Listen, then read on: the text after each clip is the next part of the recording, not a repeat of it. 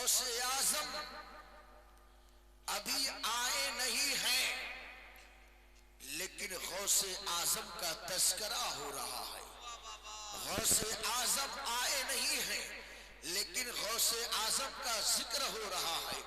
غوث اعظم آئے نہیں ہیں لیکن غوث اعظم کی آنے کی خبر دی جا رہی ہے.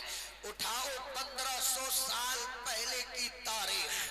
عزیزان ملت اسلامیہ، یمن کی سرزمین پر ایک عاشق رہتا تھا، ایک دیوانہ رہتا تھا، ایک مستانہ رہتا تھا، جس کو دنیا ویسے قرنی کے نام سے جانتی تھی. عزیزان ملت اسلامیہ، یہ ویسے قرنی ہے جو نبی سے بے پناہ محبت کیا کرتے تھے، اور میرے نبی جو ہے حضرت ویسے قرنی سے بے پناہ محبت کیا کرتے تھے.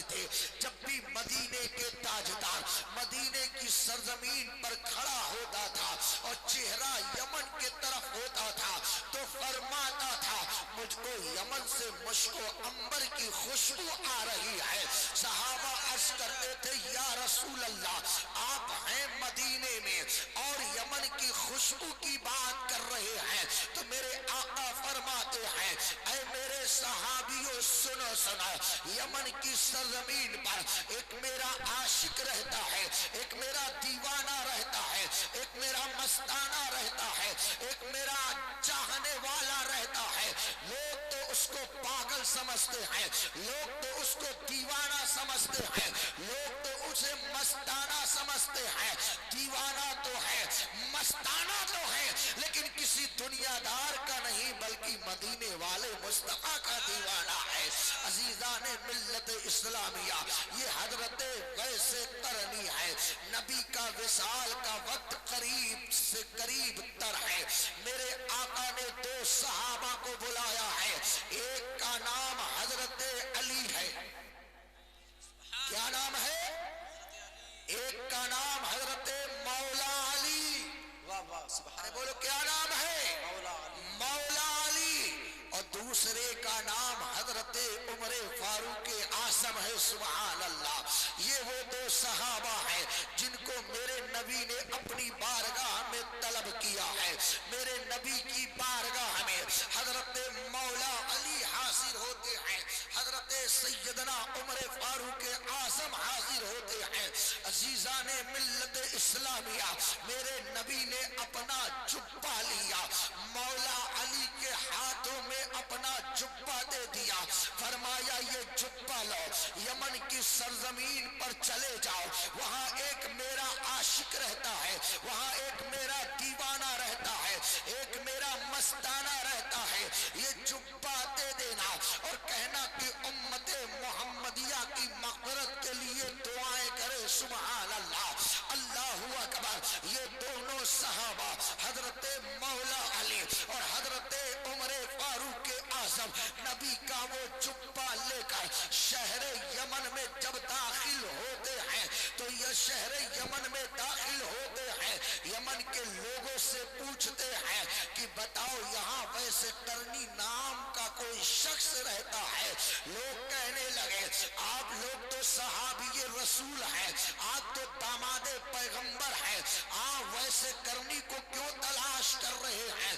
ویسے کرنی تو دیوانہ ہے، ویسے کرنی تو مستانہ ہے، ویسے کرنی تو مجنوں ہے، پاگل ہے.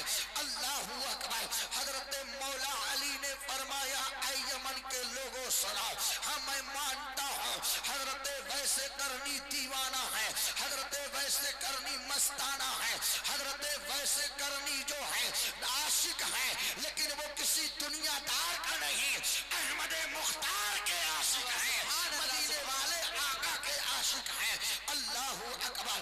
جیسے ہی مولا علی نے جواب دیا ہے، یمن کے لوگوں نے کہا سنیے، اگر آپ کو ویسے کرنی سے ملنا ہے تو فلاں جنگل میں چلے جائیں، حضرت ویسے کرنی اونٹ چگاتے ہوں گے. عزیزان ملت اسلامیہ، حضرت مولا علی اور حضرت عمر فاروق اعظم یہ دونوں صحابی رسول چلتے چلتے اسی جنگل میں پہنچتے ہیں جس جنگل میں حضرت ویس کرنی اونٹ چگا رہے ہیں. عزیزان ملت اسلامیہ، حضرت ویس کرنی نے مولا علی کے چہرے کو دیکھا ہے. سبحان اللہ. دیکھتے ہی اٹھ کر تعظیماً کھڑے ہو جاتے ہیں.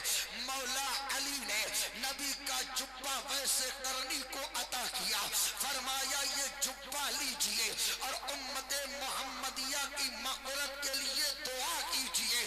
عزیزان ملت اسلامیہ، حضرت ویس کرنی نے وہ جبہ لیا اور وہ جبے کو لے کر ایک پہاڑ کی کھو میں پہنچتے ہیں.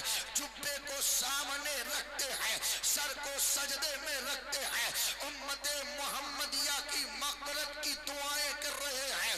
حضرت مولا علی فرماتے ہیں جب وقت زیادہ گزر گیا تو میں یہ سوچنے لگا آخر ویسے کرنی گئے تو گئے کہاں. حضرت مولا علی اور حضرت عمر فاروق اعظم حضرت ویسے کرنی کو تلاش کرتے کرتے اس پہاڑ کی کھو میں پہنچتے ہیں تو حضرت ویسے کرنی فرماتے ہیں جیسے ہی مولا علی اور عمر فاروق اعظم کی قدموں کی آہٹ میرے کان میں پہنچتی ہے، گونجتی ہے، میں نے اپنے سر کو سجدے سے اٹھایا اور اٹھانے کے بعد عرض کیا اے داماد پیغمبر مولا علی، آپ نے آنے میں بڑی جلدی کر دی ورنہ آج میں پوری امت محمدیہ کی مغفرت کرا کر سر کو سجدے سے اٹھاتا.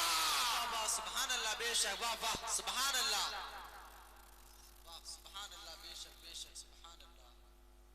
آج میں پوری امت محمدیہ کی مغفرت کرا کر سر کو سجدے سے اٹھاتا، لیکن اے مولا علی، اے داماد پیغمبر، اے فاتح خیبر، اے مولا علی سنیے، آج میں نے آدھی امت محمدیہ کی مغفرت کرا دی ہے اور جو آدھی باقی رہ گئی ہے بغداد کی سرزمین پر پیروں کے پیر آئیں گے، روشن ضمیر آئیں گے، قطب الاقطاب آئیں گے، شیخ المشائخ آئیں گے، غوث الثقلین آئیں گے، غیاث الکونین آئیں گے، بڑے پیر آئیں گے.